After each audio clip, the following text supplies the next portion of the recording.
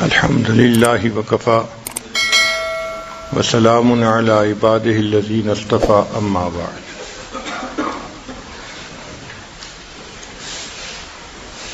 دین اسلام نے انسان کو جنگلوں اور غاروں میں جانا نہیں سکھایا کہ اگر تم اللہ تعالیٰ کو پانا چاہتے ہو تو جنگلوں اور غاروں میں جاؤ، بلکہ دین اسلام نے یہ سکھایا ہے کہ اگر تم اللہ کو پانا چاہتے ہو تو انہی شہروں میں گلی کوچوں بازاروں میں رہتے ہوئے حقوق اللہ کو بھی پورا کرو اور حقوق العباد کو بھی پورا کرو، تو تم اپنے رب کو پالو گے۔ چنانچہ جو بندہ حقوق العباد پورے کرے، حقوق اللہ پورے کرے، وہ اللہ تعالیٰ کا مقبول بندہ ہوتا ہے۔ اب ازدواجی زندگی میں کئی پہلو ہوتے ہیں، خامد ہے، بیوی ہے، ساس ہے، سسر ہے، تو سب ایک دوسرے کے ساتھ انٹریکٹ کر رہے ہوتے ہیں، اس لیے ایکویشن ذرا ڈیفیکلٹ ہو جاتی ہے۔ مگر سسر کو چاہیے، فادر ان لا کو چاہیے کہ وہ اپنے گھر میں سب کو محبت پیار سے رہنے کی تلقین کرتا رہے۔ ہر گھر میں خامد کا ایک رول ہوتا ہے، تو ڈاٹر ان لا کے لیے مدر ان لا تو ایک مسئلہ ہے، مگر جو مدر ان لا کا ہسبینڈ ہے جس کو فادر ان لا کہتے ہیں، تو وہ تو گھر کا انچارج ہے نا، تو اس کی ذمہ داری بنتی ہے کہ وہ اپنے گھر میں اپنے بیٹے کو بھی نیکی کی تعلیم دے، اپنی بہو کو بھی نیکی کی تعلیم دے۔ اگر گھر کے اندر کوئی اونچ نیچ ہونے لگے تو ڈاٹر ان لا کو بھی سمجھائے اور مدر ان لا کو بھی سمجھائے۔ یہ فادر ان لا کی ذمہ داری ہوتی ہے۔ سائنٹیفک ریسرچ میں چند باتیں سامنے آئی ہیں کہ فادر ان لا 6 ٹائپ کے ہوتے ہیں۔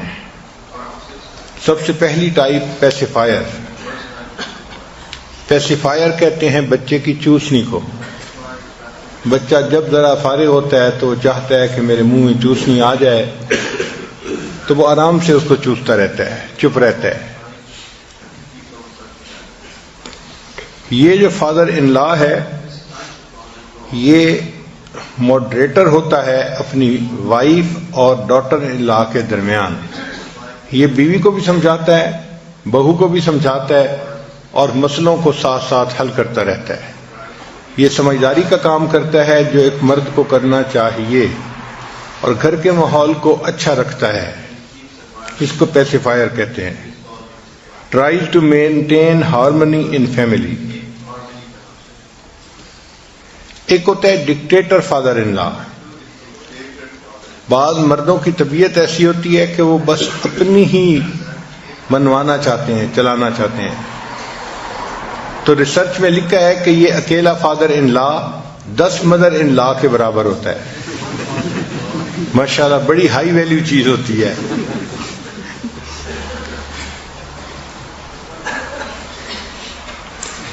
اس بندے کے اندر بہت ساری ایگو ہوتی ہے، پرائیڈ ہوتا ہے، اور یہ سمجھتا ہے کہ مرد جو ڈیسیژن کر سکتے ہیں عورتیں وہ نہیں کر سکتی، لہذا ہر کام میں دخل اندازی اس کی عادت ہو جاتی ہے۔ ایک تیسرا ہے، اس کو کہتے ہیں ہاؤس ہولڈ مینیجر، کہ بعض مردوں کو عادت ہوتی ہے کہ گھر کے ہر کام کو خود کرنا۔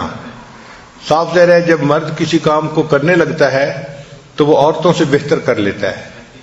عجیب بات یہ ہے کہ کچن پہ راج عورتوں کا ہوتا ہے، لیکن دنیا کے بہترین کک مرد ہوتے ہیں، اور ڈیزائننگ میں اور کپڑوں میں عورتیں سب سے زیادہ ڈیزائن کرنے والی، بنوانے والی ہوتی ہیں، لیکن دنیا کے سب سے بہترین کپڑوں کے ڈیزائنر وہ مرد ہوتے ہیں۔ تو جب مرد کسی کام میں لگتا ہے تو اللہ نے اس کو ایسی خوبیاں دی ہیں کہ وہ آگے نکل جاتا ہے۔ تو یہ جو سسر ہوں گے یہ ہاؤس ہولڈ مینیجر کہلاتے ہیں.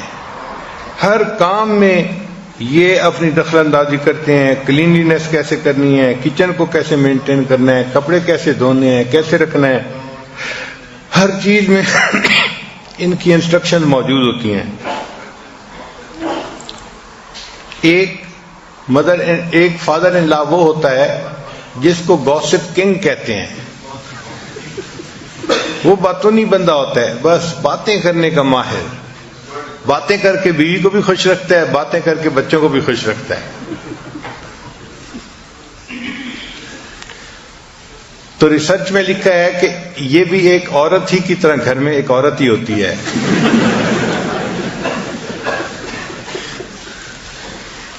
اور 5ویں ٹائپ جو ہے وہ سلیو آف ہز وائف.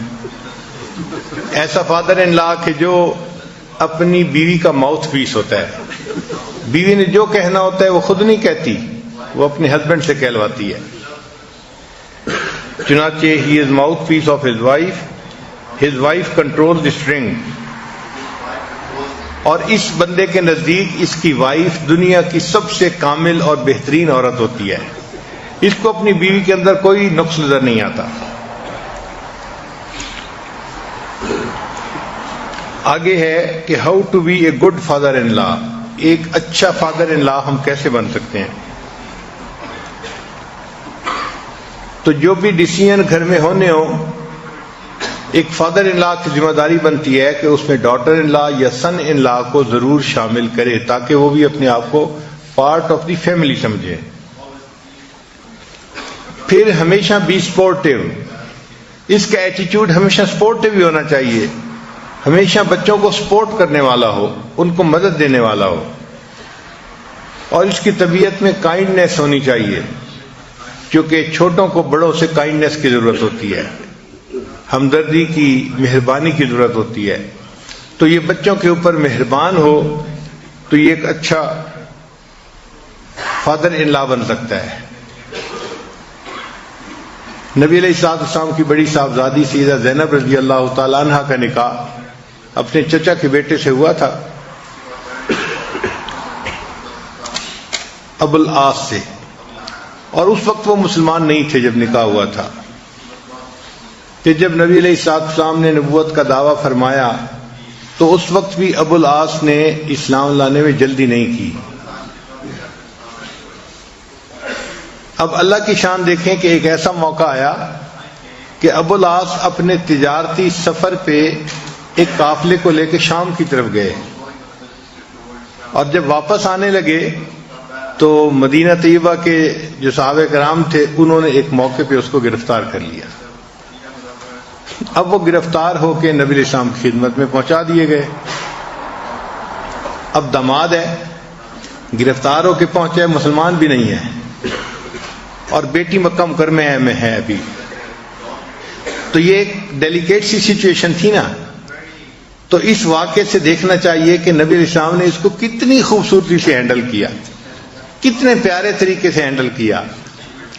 آپ چاہتے تو ابو العاص کے ساتھ سختی بھی کر سکتے تھے کہ تم نے اب تک میری بات نہیں مانی، اب تم میرے قابو آ گئے ہو، کیسے نہیں مانتے. مگر نہیں، نبی علیہ السلام نے ان کے ساتھ اچھا سلوک کیا، اچھا کھانا دیا، ان کو عزت افزائی کی.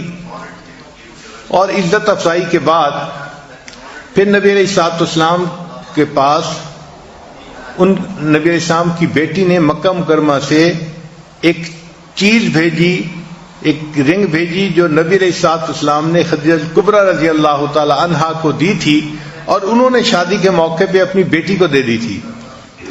جب نبی علیہ السلام نے اس کو دیکھا تو آپ کے مبارک آنکھوں میں سے آنسو آ گئے کہ یہ تو وہ چیز تھی کہ جب میں نے اپنی بیوی کو دی تھی اور میری بیوی نے پھر اپنی بیٹی کو دے دی تھی شادی کے موقع پہ، اور میری بیٹی نے وہ چیز بھجوائی ہے اپنے خامند کو چھڑوانے کے لیے. اب دیکھیں سیدہ زینب رضی اللہ تعالیٰ عنہ کے بھی اس میں عظمت ہے کہ انہوں نے اپنے ہسبینڈ کا کتنا احترام رکھا کہ ان کے چھڑوانے کے لیے انہوں نے وہاں سے چیز بھیجی.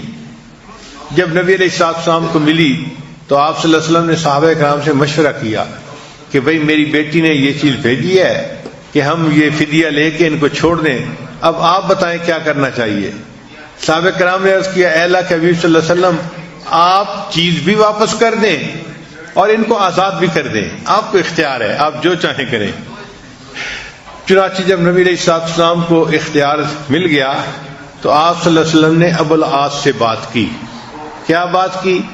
اس سے یہ کہا کہ دیکھیں آپ ابھی اسلام نہیں قبول کر پائے، لیکن میری بیٹی وہ مسلمان بن چکی ہے اور وہ میرے پاس آنا چاہتی ہے، تو آپ ایسا کریں کہ میری بیٹی کو میرے پاس بھیج دیں۔ اور کوئی مطالبہ نہیں کیا، صرف اتنا مطالبہ کیا کہ بیٹی کو میرے پاس بھیج دیں۔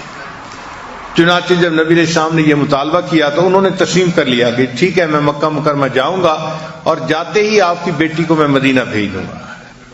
چنانچہ ابو العاص رضی اللہ عنہ جو تھے وہ مکہ مکرمہ گئے اور انہوں نے جا کے اپنی بیوی کو کہا کہ میں وہاں پر وعدہ کر کے آیا ہوں تو آپ مدینہ جا سکتی ہیں۔ تو سیدہ زینب رضی اللہ تعالیٰ عنہا مدینہ آ گئیں۔ پھر کچھ عرصے کے بعد اللہ نے ان کے دل میں بات ڈالی تو یہ بھی ہجرت کر کے مدینہ آ گئے اور انہوں نے بتایا کہ اب میں نے اسلام کو قبول کر لیا ہے۔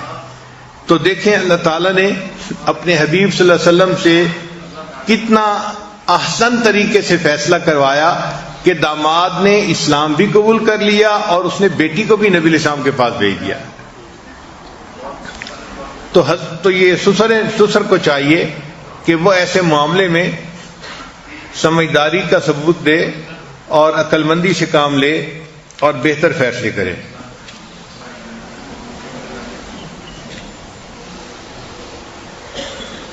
پھر سسر کو چاہیے کہ اپنے ڈاٹر ان لا یا سن ان لا ان کے اچھے کاموں پہ ان کی تعریف بھی ضرور کیا کرے۔ لوگ غلطیوں کے اوپر کرٹیسائز تو کر دیتے ہیں، ڈانٹ ڈپٹ تو کر دیتے ہیں، لیکن اچھے کاموں پر ان کو اپریشیٹ نہیں کرتے۔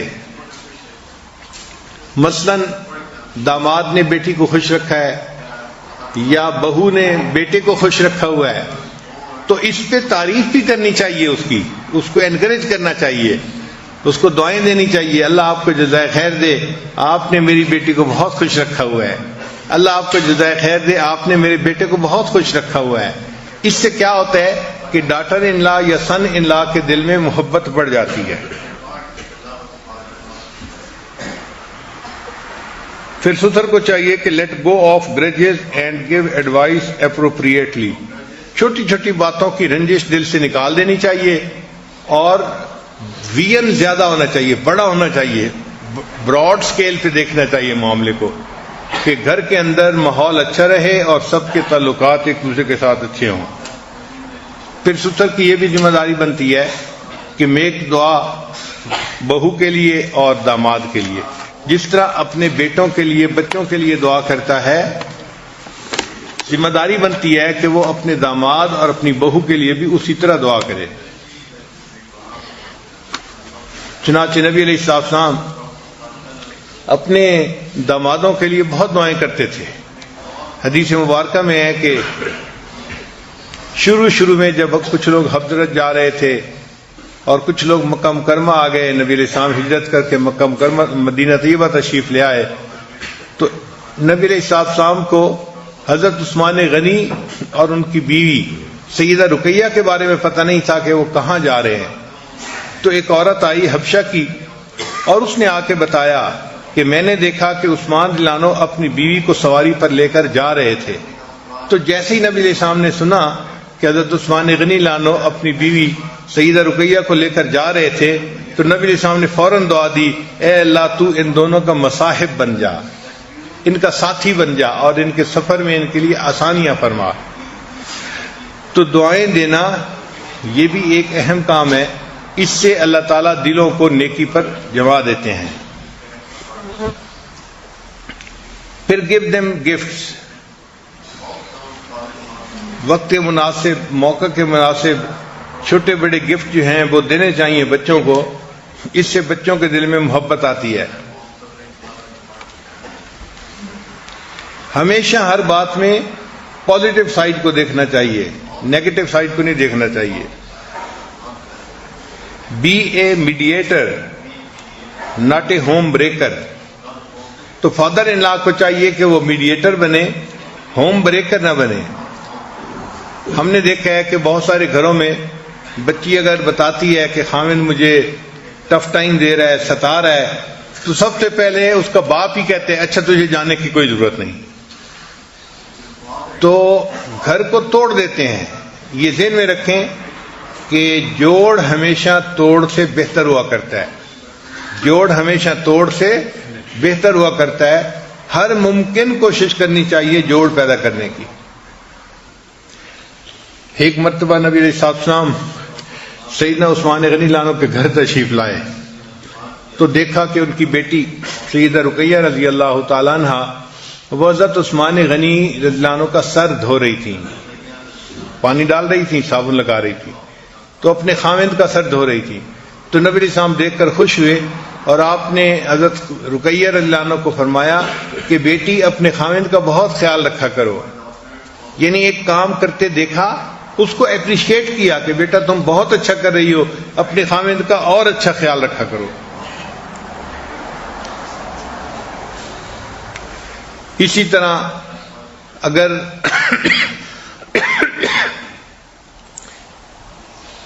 سسر کو چاہیے کہ وہ اپنی بیٹی ہی کو سمجھاتا رہے کہ وہ اپنے گھر کو بسانے کے لیے ہر ممکن کوشش کرے، پوری کوشش کرے۔ گڑبڑ کہاں ہوتی ہے کہ بیٹی کو نہیں سمجھاتے، صرف اپنے داماد کو سمجھانا چاہتے ہیں، اور جو بیٹے کے ماں باپ ہیں وہ بہو کو سمجھاتے ہیں، بیٹے کو نہیں سمجھاتے، کچھ بھی نہیں کہتے۔ بیٹا جو کر رہا ہے اس کو ڈیفینڈ کرتے رہتے ہیں، اس کی غلط باتوں کو بھی ڈیفینڈ کرتے ہیں، اور یہاں سے پھر پرابلم جو ہیں وہ شروع ہو جاتے ہیں۔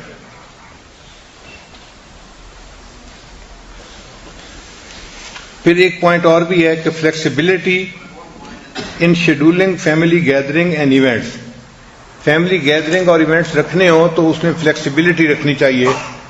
بچوں کی اپنی مصروفیات ہوتی ہیں، کمٹمنٹس ہوتی ہیں، تو ایسا نہ ہو کہ بچوں کے لیے ان ایونٹس میں شامل ہونا مشکل بن جائے۔ Fairness and equal treatment in giving gift between children and grand children,